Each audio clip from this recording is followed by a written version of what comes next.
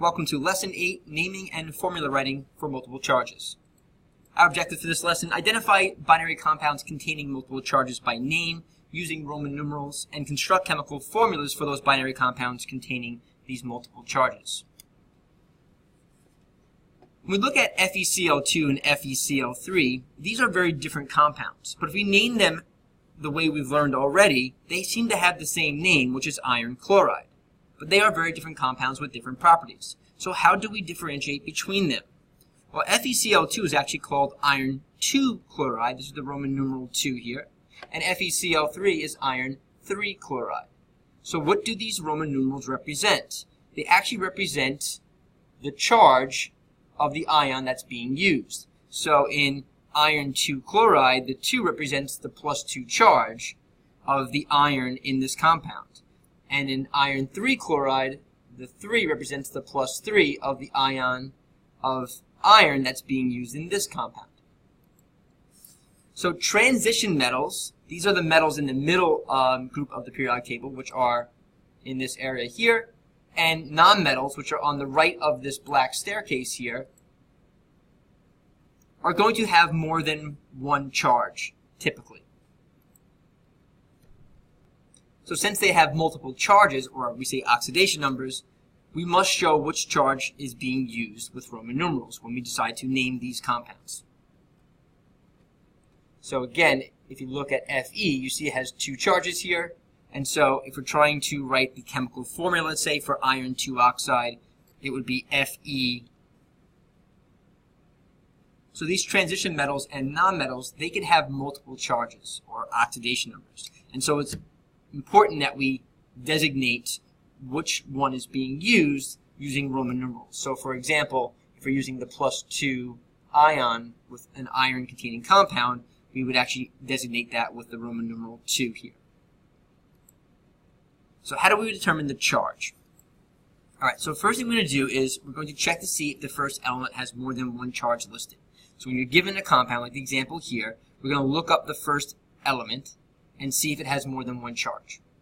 So I look up Fe, and I see that it has 2 charges listed. So automatically I know I need to use Roman numerals to designate which charge is being used. Next thing you do is we're going to find the charge of the anion. This is the element that is listed last, the negative ion.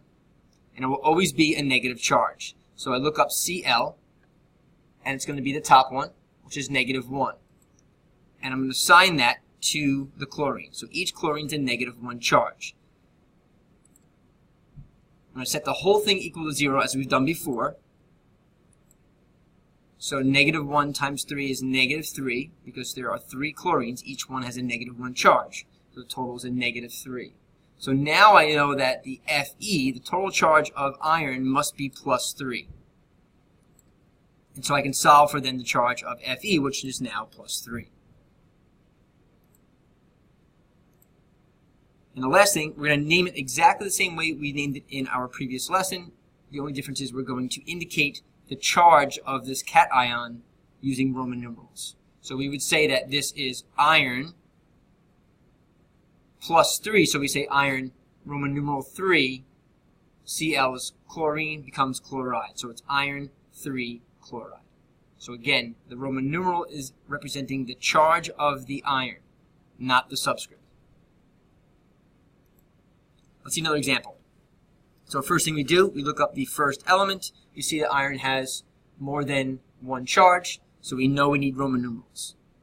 Next thing I do, I look up the charge of the anion. Chlorine is -1. I assign that, set it equal to 0. -1 times 2 is -2. Therefore, Fe must be a +2. I assign that oxidation state or charge to iron, and then I write the name iron 2, indicating the +2 charge, chloride. So again, that 2 is representing that it's using this ion in this compound. Let's do the next one. First thing we do, we look and see nickel has more than one charge listed, so I know I need the Roman numerals. I assign the charge to my anion, the one that's listed last, so oxygen is a -2. Set it equal to 0, so -2 times 3 gives me -6, so the total charge of 3 oxygens is -6. and therefore the total charge of my 2 nickels must be plus 6. But since there's 2 of them, each nickel is going to be plus 3, because plus 3 times 2 gives us 6. And so we're using this plus 3 charge for the nickel in this compound. And we would say it's nickel 3 oxide. Let's see another example. Same thing, I look up the first element. In this case, it's a nonmetal, nitrogen, and has many charges listed. So next thing I do, I'm going to look up the second element. Oxygen's a -2. I assign that. Set it equal to 0. -2 times 3 is -6. Therefore, my 2 nitrogens, the total charge must be plus 6. If I have 2 of them, each one's going to be plus 3. And so I'd say it's nitrogen 3 oxide. Last one, I look up P. Also a nonmetal, has more than one charge, so we need Roman numerals.